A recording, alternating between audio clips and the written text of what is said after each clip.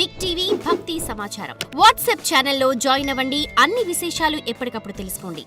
ప్రేక్షకులందరికీ నమస్కారం. ఈరోజు మన ఛానల్లో ఒక స్పెషల్ టాపిక్ ఏంటంటే ప్రధాన ద్వారం నెక్స్ట్ ప్రాకార ద్వారానికి సంబంధించిన నియమాలు. సో గతంలో మనం చాలా వీడియోస్ దేని గురించి చేసామంటే వీధిపోటుకు సంబంధించి అసలు వీధిపోటు ఏ దిశలో తగిలితే ఎలాంటి లాభ నష్టాలు ఉంటాయి వీటికి సంబంధించిన పూర్తి వివరాలు గత ఎపిసోడ్స్లోనే మనం ఇవ్వడం జరిగిపోయింది. సో ఇప్పుడు ఈ టాపిక్ మనకేంటంటే ఇది చాలామందికి ఒక ఇబ్బంది కలుగజేస్తున్న టాపిక్. ఆ టాపిక్ ఏంటంటే సార్ మా యొక్క ఇల్లు ఏదైతే ఉందో ఆ ఇంటి గేట్ ఏదైతే ఉందో ఈ గేట్ ఆపోజిట్ ఎదురింటి గేట్ వస్తుంది. ఇది ఎలాంటి లాభ నష్టాలను కలిగిస్తుంది, మాకు అది పెట్టినప్పటి నుంచి మాకు ఇబ్బందిగానే ఉంది అని మాట్లాడతారు. ఒకటోది. రెండోది మాట్లాడదాం.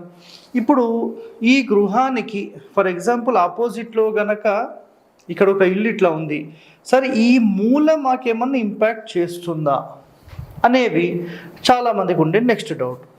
ఇంకా డౌట్స్ ఎట్లా అంటే ఒకవేళ వీళ్ళు గృహం అనేది ఇక్కడ దాకా కట్టుకుంటే వీళ్ళ గేటు మా గేటు అపోజిట్ ఉండొచ్చా అనేది మూడో కండిషన్.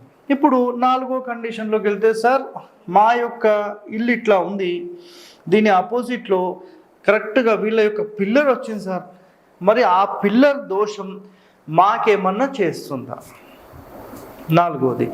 నెక్స్ట్ సార్ మా ఎదురింటి వాళ్ళు అసలు కాంపౌండ్ అనేది కట్టలేదు, ఓకే, సో కట్టలేదు, వీళ్ళు డైరెక్ట్ ఇల్లు అనేది ఇక్కడ కట్టేసుకొని ఇక్కడ ఈ ఫ్రంట్లో ఒక పెద్ద సంపులాగా కట్టేశారు, లేదంటే ఒక బావిలాగా పెట్టేశారు, లేదంటే కూపంలాగా పెట్టేశారు, ఓకే, సో వాటర్ స్టోరేజెస్ అన్నమాట ఇవన్నీ. సో ఇలాంటివి పెట్టినప్పుడు అసలు వీటి యొక్క ఇంపాక్ట్ అనేది ఎలా ఉంటుంది, అసలు ఎలాంటి లాభ నష్టాలు అనేవి ఉంటాయి, ఇది మనం కంపల్సరీ తెలుసుకోవాలి. సో ఇది మనకు దీని యొక్క శాస్త్ర ప్రమాణాలు ఇవన్నీ కూడా మన గాయత్రి వాస్తులో పేజ్ నెంబర్ 211లో మనకు ఆల్రెడీ అందుబాటులో ఉన్నాయి. సో అసలు ఈ ఇంటికి సంబంధించి ఇలాంటి దోషాలు ఏమేమి ఉంటాయి, వాటికి సంబంధించి అసలు ఎలాంటి లాభ నష్టాలు ఉంటాయి, వాటికి పరిష్కార మార్గం ఏంటి, అసలు ఇవన్నీ మరి నిజమా కాదా, ఈ మొత్తం విశ్లేషణ ఈ వీడియోలో మనం తెలుసుకుందాం. సో గృహానికి సంబంధించిన మెయిన్ డోర్ ఆర్ గేట్ వీటికి సంబంధించి టోటల్గా దోషాలు ఎలాంటివి ఉంటాయి, దాని పరిష్కార మార్గాలు. ఇప్పుడు మొట్టమొదటి పాయింట్ తీసుకుంటే ఇది మన ఇల్లు అండి, ఇది మొత్తం కాంపౌండ్, ఇది మన ఇల్లు.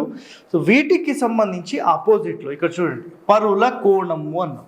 సో కోణము అంటే అది పిల్లరా ఇళ్ళ మూలన స్థల మూలన ఇవన్నీ ఉంటాయి కదా. సో డీటెయిలింగ్లోకి వెళ్తే స్థల కోణము అన్నారు. సో ఫర్ ఎగ్జాంపుల్ ఇక్కడ ఓన్లీ ఎంటీ ల్యాండ్ ఉందండి, ఇది ఒక ఎంటీ ల్యాండ్, ఓకే. సో ఇట్లా ఎంటీ ల్యాండ్స్ ఉన్నాయి అంతే, ఇట్లా జస్ట్ ఎంటీ ల్యాండ్స్ ఉన్నాయి. ఈ మూల మాకు పడుతుంది సార్, దీనివల్ల నిజంగా ఎలాంటి ఇబ్బంది ఉండదు. శాస్త్రంలో కాదు, మీరు నిజంగా ఒక ప్రాక్టికల్గా ఆలోచన చేయండి. ఇది 100% ఏ కారణం చేత చెప్పారనేది కూడా నేను చెప్తాను. ఒక ఎంటీ ల్యాండ్ అసలు ఎలాంటి కాంపౌండ్ లేనటువంటిది మీకు ఎలాంటి నష్టము ఇది కలగజేయదు, ఇట్స్ క్లియర్, ఓకే.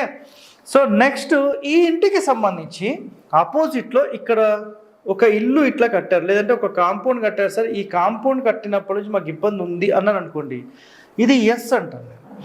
కాంపౌండ్ యొక్క మూల ఇది షార్ప్ 90 degrees కోణం వచ్చి డైరెక్ట్ గేట్కి హిట్ అయినప్పుడే మనకు దీని ఇంపాక్ట్ అనేది ఉంటుంది. సో ఎంతోమందికి ఇవి నేను కట్టించలేదు కూడా, ఓకే. సో ఒకటో పాయింట్. రెండో పాయింట్ అంటే ఇది ఒక ఎగ్జాంపుల్గా చెప్తున్నాను. రెండో పాయింట్, ఇప్పుడు ఇందాక మీకు ఏం చెప్పానంటే ఎంటీ ల్యాండ్ ఉంటే ఉండదు అని చెప్పాను. ఎందుకు అంటే ఎంటీ ల్యాండ్లో అసలు అక్కడ కోణము కానీ తగలడానికి ఏముండదు, జస్ట్ ఓపెన్ ల్యాండ్, అది ఎట్లా దోషం కలిగిస్తుంది? జనరల్గా కామన్ సెన్స్గా మీరు ఆలోచన చేయండి, మీకు తెలుస్తుంది. రెండో పాయింట్ స్థల కోణం అయిపోయింది, ఇంటి కోణము అన్నాం. సో జనరల్గా దాని అంతరార్థం ఏంటంటే ఒక ఇల్లు కట్టారు, లేదంటే ఒక కాంపౌండ్ కట్టారు, దాని యొక్క మూల పడడము దోషము. సరే ఈ దోషాలు ఉంటే ఏం జరుగుతుంది ప్రశ్న ఉంది కదండి, సమాధానం చెప్తాను, చెప్పేంత వరకు వెయిట్ చేయండి. సో నెక్స్ట్ పాయింట్ మొత్తశూల అన్నారు. అంటే ఫర్ ఎగ్జాంపుల్ ఇక్కడ దాకా వాళ్ళ ఇల్లు ఉంది, ఇక్కడ వాళ్ళు గేట్ పెట్టారు, ఈ గేట్ యొక్క దిమ్మె ఉంటుంది కదండి, ఇట్లా పెద్ద దిమ్మె ఉంటుంది కదా గేట్కి, 2 సైడ్స్ మధ్యలో గేట్ ఉంటుంది. సో దీని యొక్క కోణము అని దాని అంతరార్థం. సో అది కూడా పడొద్దు అంటే శాస్త్రంలో చెప్పిన కాన్సెప్ట్ ఏంటంటే ఎదుటి వాళ్ళు కూడా బాగుండాలి, మన వల్ల ఎదుటి ఇంటి వాళ్ళకు కూడా ఎలాంటి ఇబ్బంది ఉండొద్దు. సో ఇలా కంప్లీట్గా ప్యూరిఫికేషన్ చేసి అసలు ఎలా ఉంటే ఒక ఇంటి గల వాళ్ళు చాలా ఆరోగ్యంగా, నిదానంగా, ప్రశాంతంగా వాళ్ళ లైఫ్ లీడ్ చేస్తారు. సో దీనికి ఎన్నో కండిషన్స్ మనకు చెప్పారు.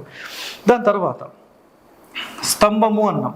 So main gate, main door, వీటి ఆపోజిట్లో ఎలాంటి స్తంభం అంటే ఏం లేదండి, సింపుల్ ఈ కాలంలో పిల్లర్ అనుకోండి.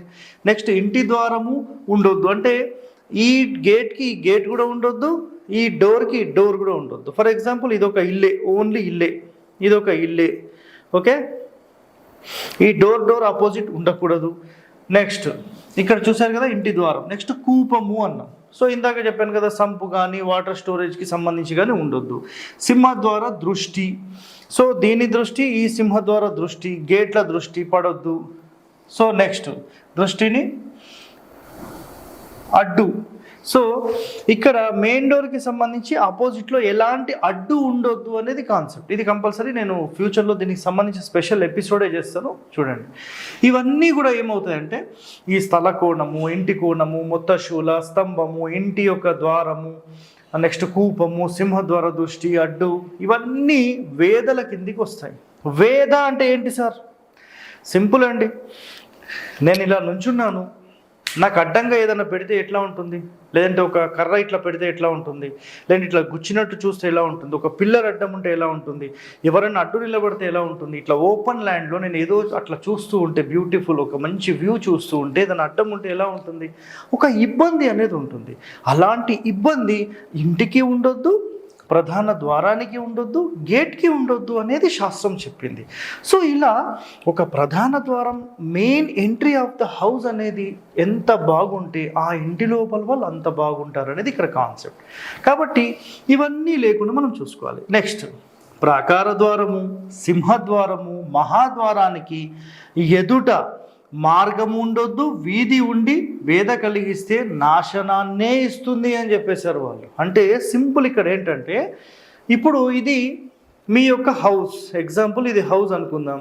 సో ఈ హౌస్కి సంబంధించి ఇక్కడ ఒక రోడ్ వచ్చింది, ఇట్లా రోడ్ వచ్చేసింది. ఈ రోడ్ డైరెక్ట్ వచ్చేసేసి ఈ గేట్లోకి హిట్ అవుతుంది. ఇది కొన్ని వేల మంది పొలిటీషియన్స్ని నాశనం చేసిన ఒక కాన్సెప్ట్. ఇది ఒక మంచి కాన్సెప్ట్, మీరు అందరూ తెలుసుకోండి. నిజంగా పొలిటికల్ వాళ్ళను మీరు అబ్జర్వ్ చేస్తే ఒక ఎమ్మెల్యే అనుకోండి, ఒక ఎంపీ అనుకోండి, ఎంపీపీ అనుకోండి, సర్పంచ్ అనుకోండి, మినిస్టర్ లెవెల్ అనుకోండి, సీఎం లెవెల్ అనుకోండి, మీరు ఏదన్నా అనుకోండి, ఒక పొలిటికల్ ఒక పెద్ద అయినా వీళ్ళు 10 మందికి మంచి చేద్దామని వచ్చిన తర్వాత వీళ్ళు నష్టపోతున్నారు, వీళ్ళను నాశనం పట్టిస్తున్నారు. ఎవరు నాశనం పట్టిస్తున్నారు? నేను ఇక్కడ ఒక్కసారి మీకు ఎక్స్ప్లెయిన్ చేస్తాను, మీకు అర్థం చేసుకోండి. ఏ ఇంటికైతే, ఏ ప్రధాన ద్వారానికైతే, ఏ గేటుకైతే డైరెక్ట్గా రోడ్ వచ్చి హిట్ అవుతుందో, ఫర్ ఎగ్జాంపుల్ ఇక్కడ గేట్ లేదు సార్ అన్నారు అనుకోండి, ఇది ఓపెన్లోనే ఉంది ఎగ్జాంపుల్. ఇక్కడ ఈ ద్వారం చాలామంది ఏం చేస్తారంటే ఈ మధ్యలో పెట్టరు కదా, ఇక్కడ ఈశాన్యంలో పెడతారు కదా. ఏ ఇంటికైతే ఇలా వచ్చి డైరెక్ట్ రోడ్ హిట్టింగ్ అనేది ఆ డోర్కు ఉందో, ఆ డోర్ పెట్టిన తర్వాత ఇక్కడ చూడండి, వేద దీనికి సంబంధించి వీధి ఉండి వేద కలిగిస్తే నాశనమునిచ్చును, సంపద నశింపజేయును, ఆర్థిక ఇబ్బందులు తీసుకురావును, కుల నాశనం జరుగును, ఈశాన్యపు చూపు అనేది చాలా మంచిది అని చెప్పి అందరికీ కూడా ఏంటంటే ఈ ఈశాన్య మూల ఎక్కడైతే రోడ్ వస్తుందో అక్కడ గేట్ పెట్టించడం జరుగుతుంది.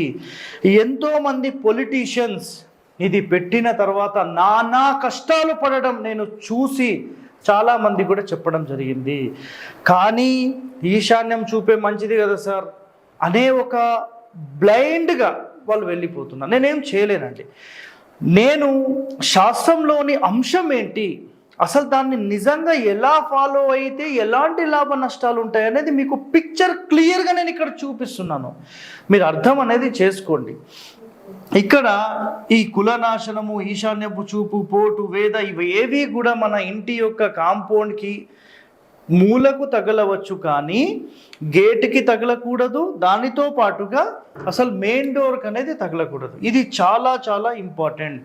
సో ఇవి చెయ్యక చాలామంది లోకల్ వాస్తు పండితులు చాలామంది అంటే ఈశాన్యపు చూపు మంచిది, చూపు దేనికి ఉండాలండి? కేవలం కాంపౌండ్కి ఒక మూల 2 అడుగులు 3 అడుగులు 4 అడుగులు తగలడం ఓకే, రైట్, యాక్సెప్టెడ్.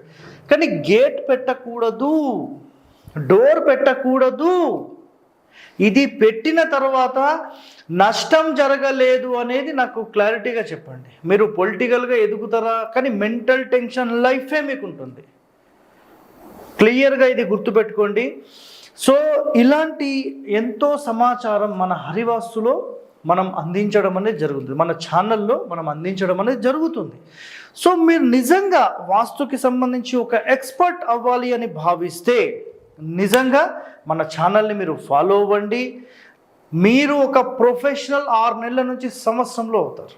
సో ఇలాంటి ఎన్నో రహస్యాలతో వాస్తు అనేది ఒక మహాసముద్రం. ఆ సముద్రంలో కొన్ని నీటి బిందువుల్లాగా కొన్ని చిన్న చిన్న పాయింట్స్ తీసుకొని మనం జ్ఞానాన్ని సంపాదించుకునే దిశగా మనం అందరం వెళ్ళాలనేది ఒక కాన్సెప్ట్. సో మనం ఈ వీడియోలో ఇప్పుడు ద్వారానికి సంబంధించి అపోజిట్లు, మూలలు, స్తంభాలు ఇవన్నీ పడవద్దు అని మాట్లాడేశాం కదా. అయితే మరి దీనికి పరిష్కారం ఏంటి సార్? మీరు పరిష్కారం చెప్తా అన్నారు కదా. సో పరిష్కారం ఏంటంటే మీరు సింపుల్గా ఒకటే ఆలోచన చేయండి. మెయిన్ డోర్కి సంబంధించి దీని ఆపోజిట్లో మీకు ఇక్కడ చూడండి, ఇది మెయిన్ డోర్ అనుకోండి, ఈ గేట్ అనుకోండి, దీని ఆపోజిట్లో డిస్టెన్స్ ఎంత ఉంది అనేది చూడండి. కనీసం ఒక 20 అడుగులు 25 అడుగులు 30 అడుగుల రోడ్ మధ్యలో ఉంటే అసలు ఇది ఇబ్బంది కలగజేయదు. సార్ ఇది ఎక్కడుంది, దీని యొక్క ప్రమాణం కూడా తరువాయి ఎపిసోడ్స్లో నేను చూపిస్తానండి. ఓకే, నెక్స్ట్ ఇక్కడ ఏంటంటే మెయిన్ కాన్సెప్ట్, ఈ పూర్వం రచించిన పుస్తకాలలో మనకి ఏం చెప్పారంటే, అంటే అప్పుడు ఇండ్లు ఎట్లా ఉండేవి అంటే జస్ట్ చిన్న చిన్న సందులు ఉండేవి, ఒక 6 అడుగులు 7 అడుగులు సందులు ఉండేవి. అప్పుడు డోర్ ఆపోజిట్ డోర్, గేట్లు ఇవన్నీ ఉండొద్దు అనేది concept.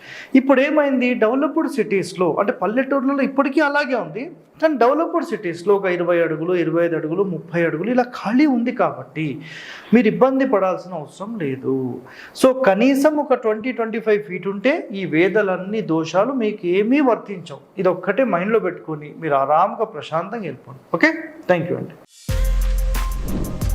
For more videos like this, subscribe Big TV channel.